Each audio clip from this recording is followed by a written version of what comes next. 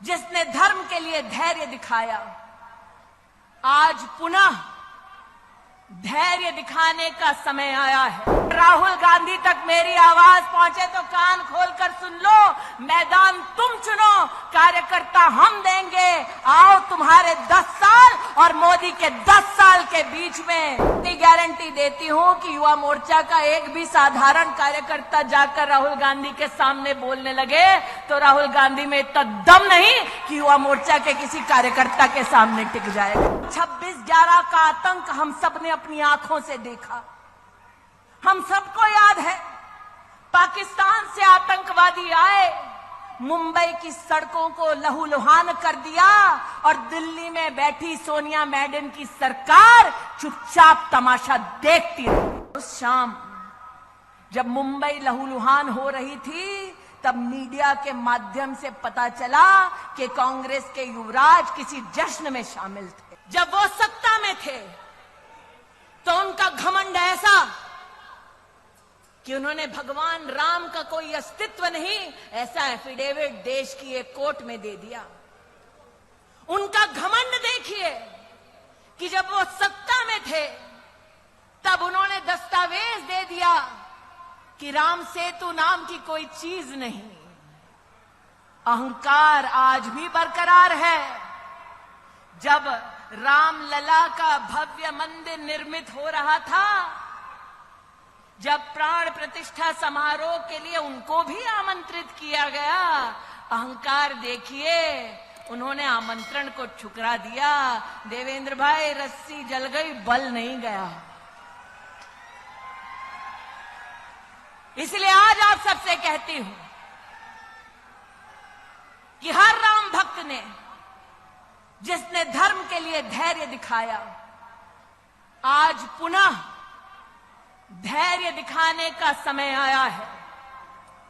हमको उकसाया जाएगा, कुछ लोगों को एआई के माध्यम से, डीपफेक के माध्यम से बरगलाया जाएगा, लेकिन आज हम डंके की चोट पर कह सकते हैं। और अगर राहुल गांधी तक मेरी आवाज पहुंचे तो कान खोलकर सुन लो। मैदान तुम चुनो, कार्यकर्ता हम देंगे। आओ तुम्हारे 10 साल और मोदी के 10 साल के बीच में क्या फर्क है, इस पे चर्चा हो जाए।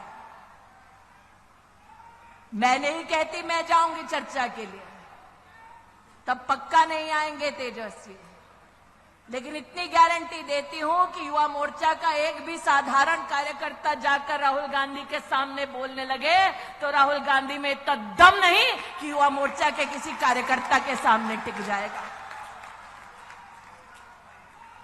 और अगर युवा मोर्चा के किसी कार्यकर्ता को यह मौका मिले कि जो अन्याय करने के बाद न्याय यात्रा निकालने का ढोंग कर रहे हैं, उनसे अगर बात करने का मौका मिले, तब एक प्रश्न अपनी दीदी की ओर से जरूर पूछना कि प्रभु राम के अस्तित्व को नकारा, भारत की सेना के शौर्य को धिक्कार कर राहुल गांधी और उसके नेताओं ने देश की संसद में भारत की सेना से प्रमाण मांगा उनके पराक्रम का।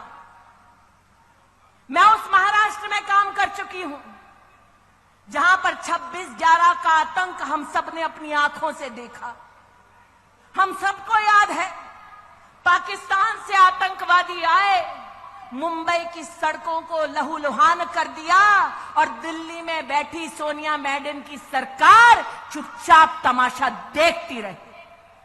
हम सब महाराष्ट्र में इस बात के साक्षी हैं। नितिन जी को याद होगा, गृह मंत्री को उस वक्त कांग्रेस की सरकार में कपड़े बदलने से और प्रेस कॉन्फ्रेंस करने से फुर्सत नहीं मिल रही थी और यहां पर जनता त्राहिमाम कर रही थी कि किसी को तो भेजो ताकि हमारी रक्षा हो सके। और उस शाम जब मुंबई लहूलुहान हो रही थी, तब मीडिया के माध्यम से पता चला कि कांग्रेस के युवराज किसी जश्न में शामिल थे। वो व्यक्ति जो मुंबई जब लहूलुहान हो रही थी जश्न में शामिल थे, वो भारत की सेना से उनके पराक्रम का तब प्रमाण मानते हैं जब भारत की वायुसेना पाकिस्तान में आसमान चीरते हुए आतंकवादी कैंप्स को ढेर करती है। आज चाहती हूं उनसे पूछा जाए कि क्या यह संभव था जब कांग्रेस की सत्ता थी कि विंग कमांडर अभिनंदन को भारत की सरहद पर पाकिस्तान हाथ जोड़ते हुए वापस छोड़कर जाए? अरे ये 56 इंच की छाती वाला है जिसने 56 घंटे में विंग कमांडर अभिनंदन को भेजा।